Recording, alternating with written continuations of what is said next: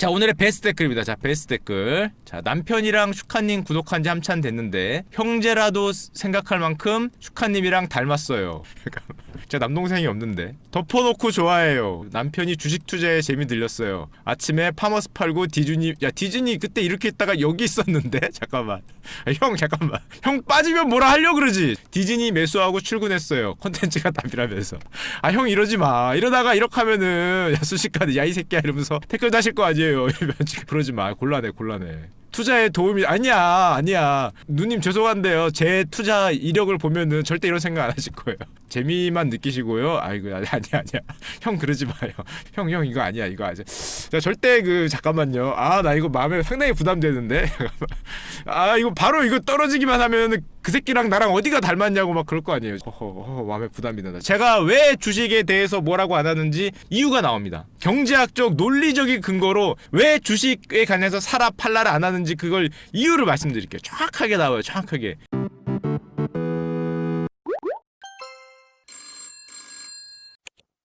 자, 주담대 고정금리 대출자가 눈물을 흘린다. 2019년 7월입니다. 3.5%에 받았는데 지금 2.4%까지 한 말씀드렸죠. 요즘에 금리가 쫙 빠지고 있어요. 쫙. 그런데 이제 고정금리니까 갈아타지 못한다고 눈물을 흘린다. 이제 그게 이 뉴스인데 얼마나 빠졌냐? 1년 대비해서 한 0.5%에서 많으면 0.6%, 0.7%, 거의 1% 빠진 데도 있네요. 이 정도까지 금리가 쫙 빠지면서 지금 이제 고정금리 한 분들이 눈물을 흘린다, 이런 뉴스인데 이게 우리나라 국고채 금리거든요. 제가 참고로 집을 요 언저리에 샀습니다. 와, 씨, 진짜 현명한 판단 아니었냐? 역사적. 야, 이때 집값이 얼마 올랐는데 요 언저리 샀어요. 자, 사서 그때 은행에 딱 갔지. 딱 가서 물어봤어요. 금리가 어떻게 돼요? 그랬더니 뭐 고정금리 몇 프로, 변동금리 몇 프로. 이때만 해도 제가 이제 채권 트레이더 이 소년병이 아니라 젊었을 때 아무것도 모르는데 어깨 힘 빡 들어갈 때 있잖아요. 드디어 금리란 말이야 뭐 이러면서, 아, 네가 우리나라 이자율을 알아? 뭐 이러면서 어깨 빡 힘은 들어갔는데 사실 머리는 텅텅 비었던 이제 그런 시절인데, 하여튼 은행에 갔죠. 고정금리와 변동금리가 있대. 그러면서 뭐를 선택하냐 그러는 거야 이때. 제가 딱 은행원을 보면서 한마디 했어요. 요즘에 우리나라 기준금리 인상기였어요. 인상기. 금리 이렇게 인상하던 때라고. 리만 브라더스 충격을 딛고 우리나라 기준금리를 올릴 때인데 어떻게 변동금리를 하냐. 당연히 고정을 해야지. 이 사람아, 금리를 좀 올리고 있다니까 나라에서. 야, 그러면은 당연히 고정이지. 어디 지금 나한테 변동 따위를 권하느냐. 허허, 제가 이렇게 없어 보여도 나름 뭐 채권 트레이더 어쩌고 이제 이러면서 어깨 힘 빡 들어왔지. 아씨, 내가 빡 들어가고 진짜 이때부터 금리가 빠지기 시작하는데요. 와, 이게 지금 스케일을 이렇게 나서, 여기 때문에 스케일이 이래서 그렇지 금리가 이렇게 빠졌거든요. 여기서 이렇게 단 한 번도 반등이 없었습니다. 단 한 번도. 와, 진짜 역사에 잡지 못할 히스토리컬 하이를 단 한 번도 이 꿈틀함 없이 쭉 내려가는데, 그때서 물어봤어요. 그래서 이게 혹시 2년이나 3년 뒤에는 금리 갈아탈 수 없냐고. 다시 그 은행에 가서 금리 갈아타고 싶다. 죄송해요 누나, 제가 그때 뭐라고 했는지 기억이 안 나는데 미쳤나봐요. 금리 좀 갈아타면 안 돼요? 그랬더니 제가 뭐 그때 주금공에 뭐 특별 뭐를 받아서 5년인가가 고정이래. 5년인가가. 그래서 5년간인가 갈아타지 못한대. 그래서 거의 4년인가 5년인가 거의 기절했습니다. 거의. 와, 여기서 여기 금리 빠진 거 보여요? 스케일이? 이게 뭐 1,000만원 2,000만원 빌리는 게 아니잖아. 와, 이때 한 달에 이자 비용이, 와, 제가 이때 받은 이자가 아직도 기억이 가물한데, 왜냐면 기억에서 잊었거든요. 빨리 잊어야 돼 이런 망각은. 5.1인가 5.2인가 그랬던 것 같아, 대출을 이때. 와, 근데 이게 3%대 떨어지는 게 1년이 안 걸렸어요. 1년이. 여기서 여기 빠지는데 5%대에서 앞자리가 3으로 바뀌는데 1년이 안 걸렸어. 와, 나 미치겠냐. 이자가, 이게 금리가 얼마나 가파르게 빠졌냐면은, 와, 순식간에 내가 받자마자 진짜 몇 달도 안 있어서 4.X%를 찍더니 1년이 안 있어서 3%대로 내려가는데, 와, 아니 이거 어떻게 바꿔보려고 했는데 답이 없습니다. 답이. 그래서 사람은 이렇게 어깨에 힘이 들어가면 안 된다. 자기가 담당하는 자산, 앞으로 미래에도 모르기 때문에. 그럼 이때 왜 그랬냐? 이때 기준금리 정부가 인상을 안 했냐? 인상을 했죠. 인상을 했는데 그때 당시 어떤 일이 있었냐면은 제가 모르던 일이 있었어요. 기준금리 인상을 했는데 금리가 반대로 빠졌어요. 그때 금통이 날이었어. 딱 앉았지. 그래서 제가 팀장님한테 얘기했어. 팀장님이 물어보더라고. 야, 금리를 오를 거 같냐 내릴 거 같냐? 그러길래 또 어깨에 또 빡 힘들어. 팀장님 요즘 레포트 안 보세요? 나 금리 올린다니까. 금리 올려요 이거. 금리 이번에 한국은행이 분명히 올리니까 그 금리 올라가는 거 대비하시면 됩니다. 이렇게 얘기를 했거든요. 싫어합니다. 싫어. 거짓이 한 푼도 없어요. 나중에 이자 낸 은행 계좌를 보여주고 싶어. 거짓이 하나도 없어.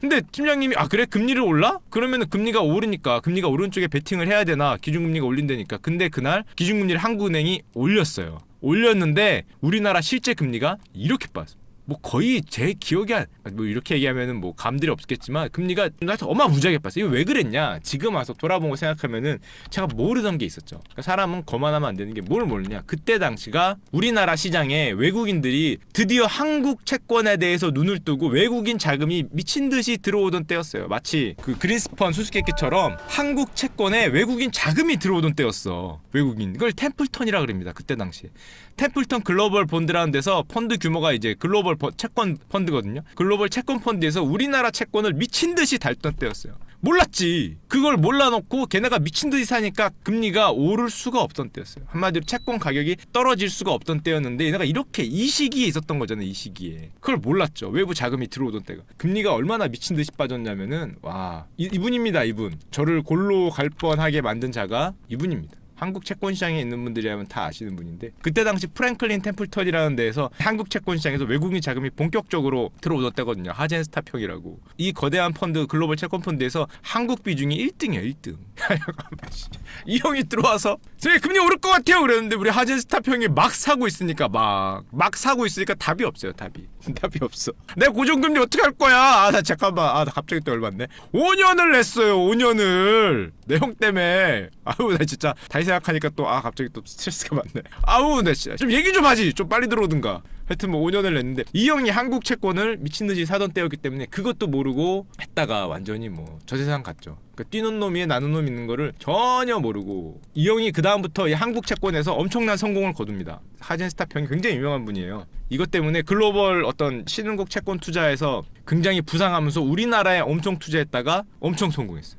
거의 세계적인 뭐 채권 투자가로 명성을 날리는데 문제는 이 형이 우리나라에서 너무 재미를 보니까 좀 위험한 나라에 많이 갔어. 이런 거. 한국에서 재미를 보니까 한국하고 비슷해 보이는 다른 신흥국 채권도 많이 샀는데 우크라이나에 한번 갔어요. 우크라이나에도 가서 우크라이나 채권의 3분의 1을 샀어. 우리나라에서 하듯이. 야 한국이 되네. 야 꼬레아가 되는 걸 보니까 우크라이나도 될 것 같다라고 갔다가 당연히 안 됐죠.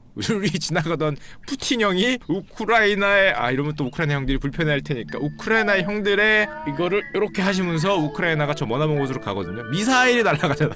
미사일이 위에서 왔다 갔다 하면서 우크라이나 채권 가격이 폭락을 합니다. 이 형도 몰랐지. 뛰는 놈에 나는 놈 있다는 거. 슈카 위에는 이 형이 있었지만 이 형 위에는 푸틴 형이 있었지. 우리 푸틴 형이 용납을 안 하고 미사일을 발사하고 군대를 보내면서 얼마를 잃었어? 5천억 평가손인데 이거 팔리지 않기 때문에 아마 이빨 꽉 깨물고 들고 있었을 겁니다. 이빨 꽉 깨물고 이 형도. 이 형 여기서 뭐 망하네 안 망하네 뭐 이러다가 아우 야 우크라이나 너무 위험해 안 되겠다. 조금 안전한 나라로 가자 하고 안전한 나라로 간 게 잘못 갔죠. 또 잘못 갔어요. 아르헨티나로 갔어요. 이 형 너무 리스크한 거 너무 공격적인 것 같아. 또 가도 또 아르헨티나로 갔어. 그래서 아르헨티나 갔다 이번에는 또 조단위 손실이 뭐 작년에. 그러니까 한국에서 너무 재미를 봤기 때문에 딴 데서도 이렇게 좀 공격적으로 하다가 고생을 많이 했죠. 그래서 제가 개인적으로 이 용서를 해드리고 있습니다. 개인적으로.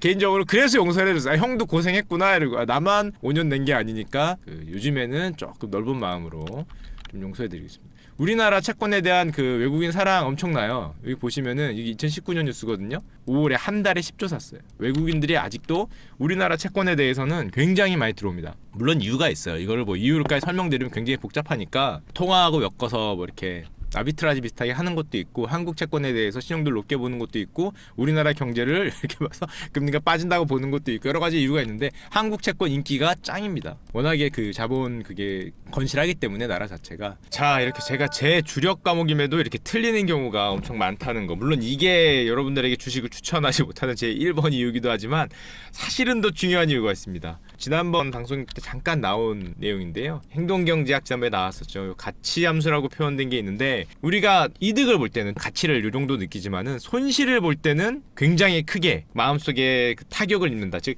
이득보다는 손실 회피적인 경향이 있다는 게 이 행동경제학에서의 내용이었잖아요.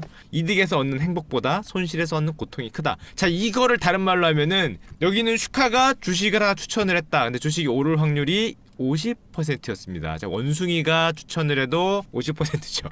저희 어머니가 해도 50%인데 하여튼 제가 했는데 50%야. 자, 올랐어요. 오르면은 여러분들이 얻는 기쁨은 요 정도입니다. 딱 요 정도인데 만에 하나 떨어졌다. 정말 만에 하나 50% 확률로 떨어졌다. 그럼 여러분들이 얻는 괴로움은 여기입니다. 한마디로 이제 슈카가 A라는 종목을 추천을 해서 벌었을 때 들어오는 칭찬이나 감사는 여기지만 저놈의 자식이 추천해서 샀다가 내 인생 여기까지인가라는 그런 엄청난 분노가 들 때는 이만큼의 한마디로 제가 추천을 해서 그 50%의 확률로 맞으면은 슈카 저놈은 나쁜 놈이 될 확률이 거의 이 정도 2배 정도로 높기 때문에 이 주식 같은 거는 함부로 여러분들도 마찬가지야. 함부로 친구한테 추천했다가 이걸 흔히 그 좀 저렴한 용어로 쓰면은 잘 되면 내가 잘한 거고 자 못 되면은 저놈이 저런 얘기를 해서 자 못 되는 거 저놈이 하필 제가 저런 얘기를 해서